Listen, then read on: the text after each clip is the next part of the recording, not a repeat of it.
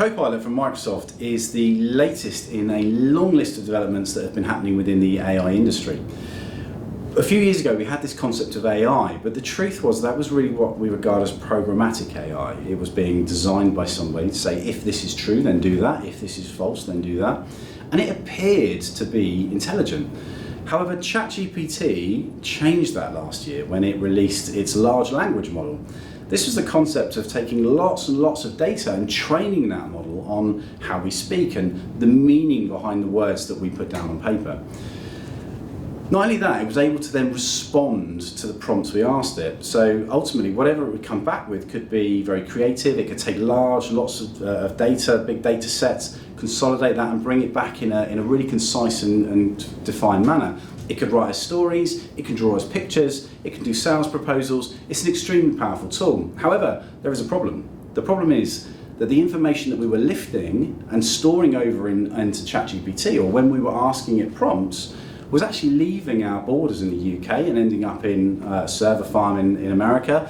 And ultimately what we were doing there was training this big global model with information that was actually personal to us. So lots of businesses were obviously very concerned with this. You'll find lots of organisations block ChatGPT. The reason for that is we don't want to lose that intellectual property, the information about employees and customers and their addresses and their names. We certainly don't want to be training a globally available database. So Microsoft found an answer to that. They released something called Bing Chat Enterprise. That's available inside Bing web browser today. Log into it, hit the little Copilot icon in the top right hand corner, and you'll have all the power of ChatGPT with the added advantage that actually the information is secure. It's not being trained on the data that you supply it. It's actually secure and locked down and only available within your Office 365 environment. However, the next step and the next evolution brings us to Copilot.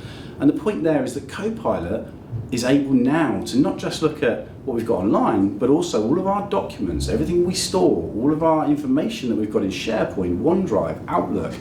It can read and understand us as a business, okay? It can understand how I respond to an email and maybe even suggest a response on how I should respond to that email. It's an extremely powerful tool. It's able to read all of our data across all of our entire environment, and it's able to give me quick answers. So if I asked it a question about the staff handbook, it should be able to respond to me and give me a pretty accurate information, something that web browsers and other infrastructure can't do.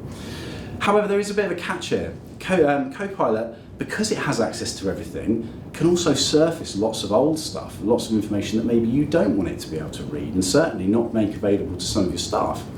So there's a journey that we need to go on now with Copilot. We need to understand how it works, how it reads our data, and how we make sure we're prepared for it.